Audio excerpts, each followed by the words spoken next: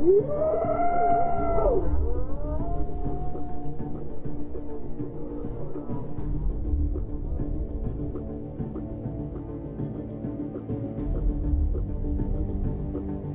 a mud run, the primary obstacle, as you may expect, is mud. Competitors must combine skills in cross-country with endurance and stamina in order to complete the race as fast as possible. The focus on mud running events is however more on having fun as opposed to elite performance. Many competitors enter to raise money for charities, and others as a test of their own physical ability.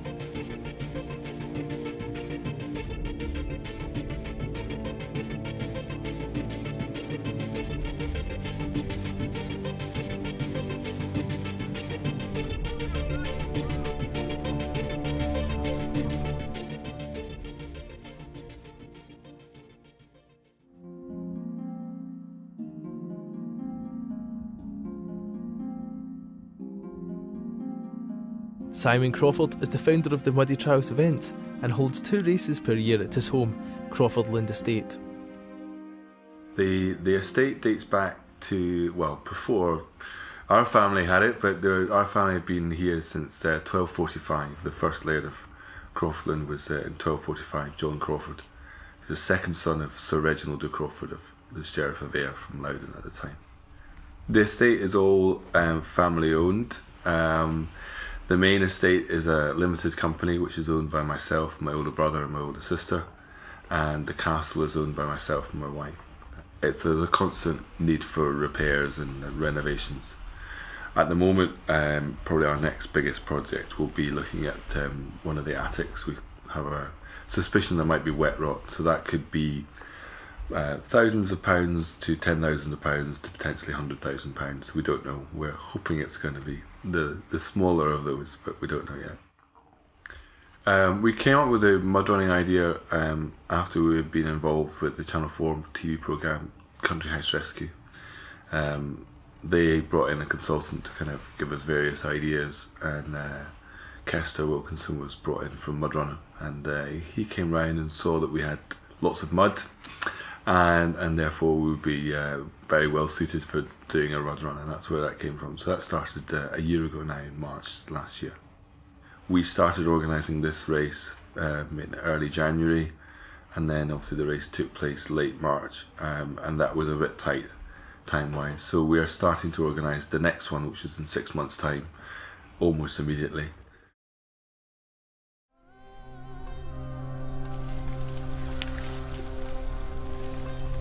When Simon took over the running of the estate, the costs of maintaining the castle were escalating, and without another source of income, he would eventually be forced to sell. The upkeep of the land is a full-time commitment for Simon. 4 days before the race, Simon and his co-workers take a full day of work to clear the ditches of any woodland debris. Oh, it's getting deeper. I'm telling you, this bit in the middle. The setup for the course for us is relatively straightforward because we use mainly existing and natural features on the estate. All the ditches and the muddy pools and the terrain that is used is all as was before we did the first race. We haven't actually created any of the obstacles, we've just taken things that were already there. We do make sure that they're safe through cleaning the ditches and the like, but we haven't created anything specifically for the run. Over the 3 runs we've had, we have had relatively few injuries. The first race, just the odd cuts and bruises.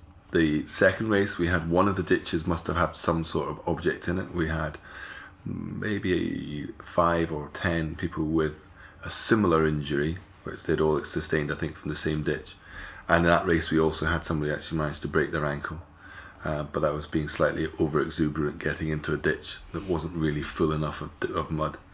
And this last race, touch wood, we were very lucky. We had very few injuries at all. I think the only incident we had that was requiring any assistance was one of the children got particularly cold on the Muddy Mile and refused to go any further, so we sent the ambulance to go and get them. Green Sally up, green Sally down, last done start, gotta tell the ground. Green Sally up, green Sally down. down. Last done start, gotta tell the ground. Green Sally up and Green Sally down. Last done start, gotta tell the ground. Green Sally up and Green Sally down. Last done start, gotta tell the ground. Green Sally up and Green Sally down. Last done start, gotta tell the ground. Green Sally up and Green Sally down. Last done start, gotta tell the ground. Green Sally up and Green Sally down. Last done start, gotta tell the ground. Oh, Miss Lucy. The numbers that we've had through the mud runs has steadily grown since our first one. Our first one was just over 100 runners for the 2 races. For the next one we were about 360, and this most recent one we think we had about 420, so the numbers are steadily growing as people learn about the race, and there's very much a lot of word of mouth in terms of growing the numbers. Take care getting in and out of the ditches. There are lots of them, they are very deep, they are very muddy. We have cleaned them the best we can, okay? So on the day itself, it's far more stressful than I expected, because that's the first time I've been kind of the ultimate director of the race. But even though we had various hiccups during the day, I survived. I have probably less hair than I started with, but that's just par for the course.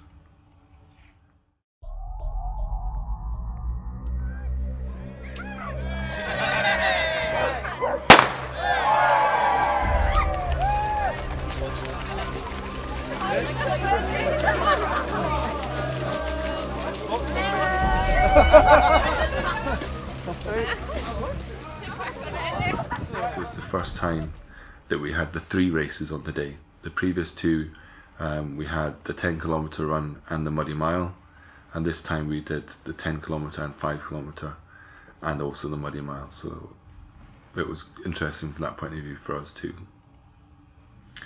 The differences between the 3 runs, the first 5 kilometres for the 2 main races is virtually identical. There's one loop of the 10k that the 5k guys skip, and they all arrive at the water station at the same point, and the 5k and then get a very big shortcut to get home, and the majority of the other 5 kilometres at the 10k is shortcut at that point. And then you get to the main really bad ditches. We have Dirty Ditch, which if you see the sign, somebody's misspelt and crossed out the B, which is quite a long but not particularly deep in terms of mud, but quite a deep ditch, because the top of the ditch is over head height. And then we have Shrek, which is the one that everybody loves to hate, which is chest deep on me, so some of our smaller runners do struggle, because I'm 6'3". We have the paddling pool, which is probably about waist deep, freezing cold water for me, and then Dirty Dirty, which is the last ditch that they all go through. So they've all have just completed nearly 10 kilometres or nearly 5 kilometres, and it's exceptionally gloopy and very difficult to get through, and then trying to get out at the far end is virtually impossible. They all have to pull each other out. So those are probably the highlights, and as you've guessed, they're all feature mud, but that's what we do. We claim to be the muddiest race in the world, and I think it's a fair claim.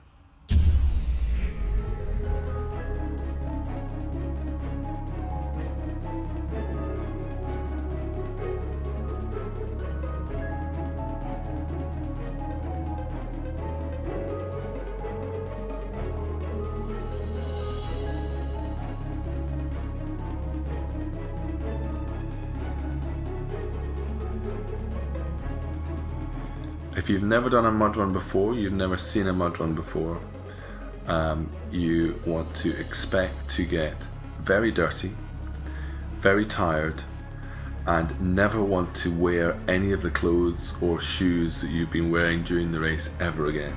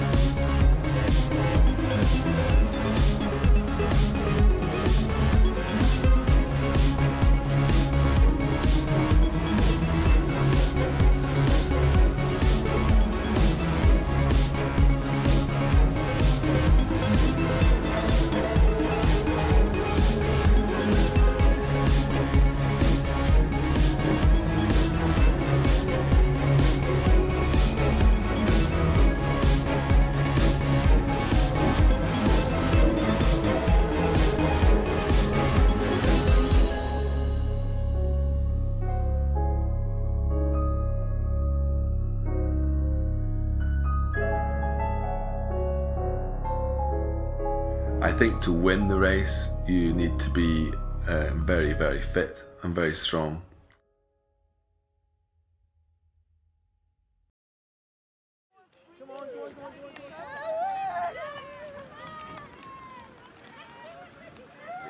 My advice to people when they come to a mud run is bring black bin bags. Some for your clothes and some for you, because your clothes will filthy and so will you be. So take off your clothes, put them in the bin bag, put yourself in the bin bag, and then you can go home relatively clean. See, do you think there's a few wrong turns? Yeah, I think there's a couple of things. Look at the big one right at the start. They were caught, I'm pretty sure. We had lots of smiley faces at the end of it and lots of people covered in mud, so I would hope that everybody's enjoyed it. So from that point of view, yes, it's been a success. And for us as an estate, we've had lots of people come through and take part in the day, so I haven't counted up the cash yet, but I think we probably will have made profit on the day and lots of good exposure, which is one of the other reasons we do this event. Hi guys.